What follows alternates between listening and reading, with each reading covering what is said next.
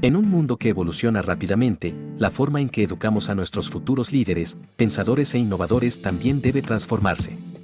La organización Catalyst 2030, un movimiento global de innovadores del cambio social, que colaboran para alcanzar los objetivos de desarrollo sostenible, realizó un estudio de 37 modelos de aprendizaje holístico.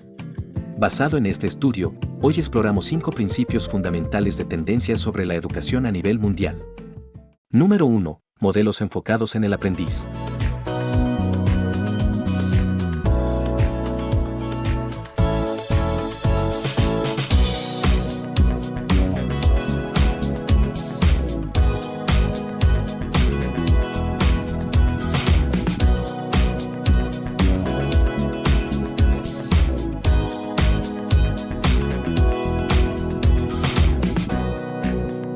Differentiated instruction is a teaching method that acknowledges that different students have different learning needs, interests, and abilities.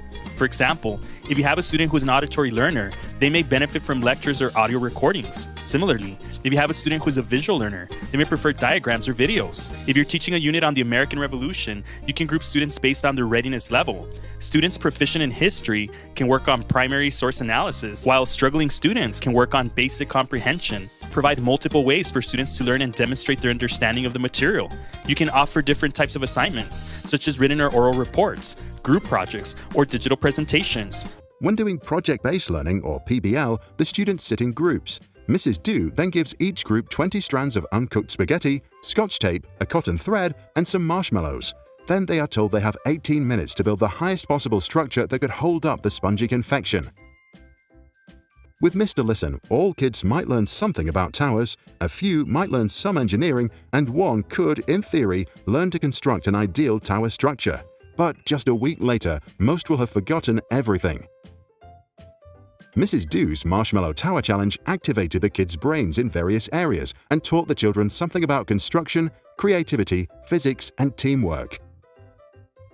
Número 2. Aprendizaje socioemocional. What's the number one skill you feel like human beings should learn to master? And his answer was beautiful. He said emotional regulation. And I was like, I 100% agree. Because if we don't have the power to regulate our feelings around a situation, an environment, something that happens in events, then that event has power over us as opposed to us over that moment. Las y los docentes desempeñan una función esencial en la prevención y detección de señales de alerta ante una situación de vulnerabilidad o riesgo entre el alumnado.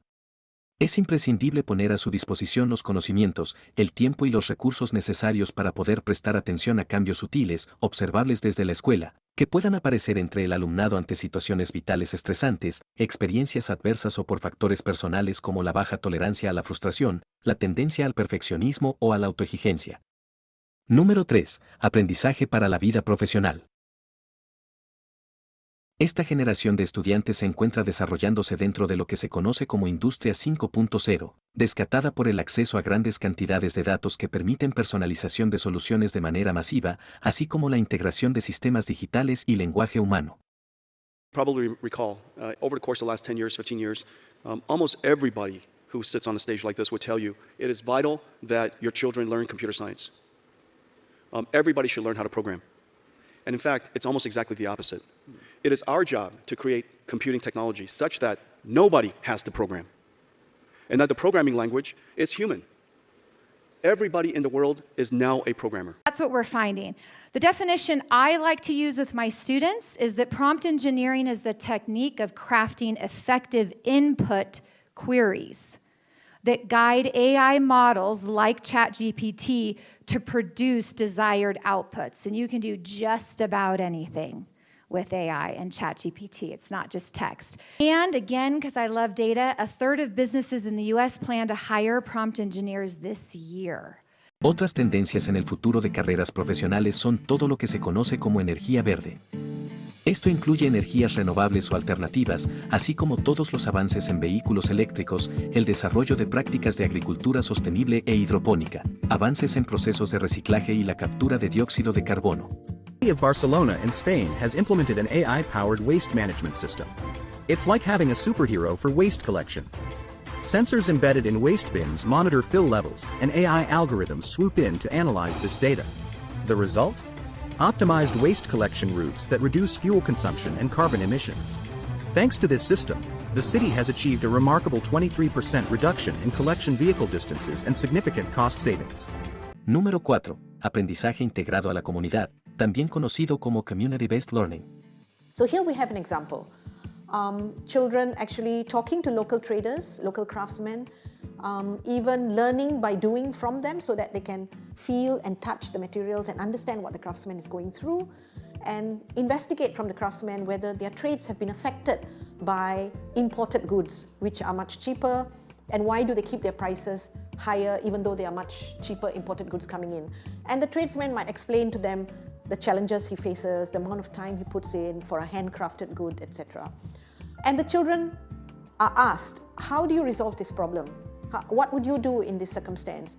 And they have to kind of find a solution, and they could do it in the form of a brochure that informs people, maybe, or promotes this particular handcrafted trades to tourists who may appreciate handcraft more than manufactured goods, or they could put their findings on a web page, as we can see from this example. The web page done by children with video examples highlighting the significance of this craftsman and the products that he's making, and how much effort and time goes into it. So on one end, he or she, I'm not sure, it's just A, says you have like community service or volunteerism, where if you think of the university as a provider, the community as the recipient provides most of the benefit, right? These are activities geared more towards benefiting the community, and the benefits to students are secondary. And at the other extreme of the continuum, like field education, internships, other activities where the student is the primary beneficiary. So the goal of an internship is primarily for the student to gain the work experience, because the business could relatively easily do that work some other way. So it's mainly there for the benefit of the student. Whereas community-based learning is meant to be a balance of both recipient and provider benefiting. So this is more truly a collaborative partnership where both sides of the relationship benefit, right? Y número 5. Aprendizaje para impactar gente y planeta. Also known as design thinking and user-centered design, human-centered design puts people at the core of its products and programs. It's about designing with, and not just for, the end user, aiming to truly meet the needs of the beneficiary, customer, or client. Just another buzzword? Let's break down exactly what human-centered design is and why it matters for the global development community. Human-centered design has its origins in the private sector, in fields like user interface design and human-computer interaction. While the development community has long recognized the need for more participatory approaches, the sector still receives criticism for designing for problems instead of designing for people. But what does it mean to design for people?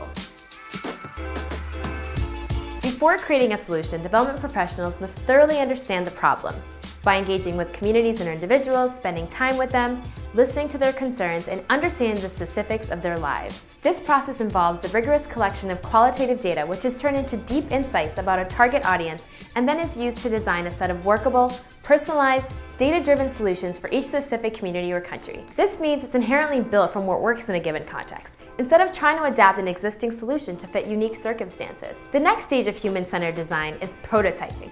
Prototyping is about getting ideas into the community to get active participation. It was great to meet with community members because a lot of them said they were teachers, so it felt like we could really talk to them. In the community, right, it seems like we was actually explaining it and then they was helping us fix it. It was pretty cool. We have high school students on teams that haven't even gone to college yet, and they are designing solutions around a city's experiences and challenges. Like, that's incredible.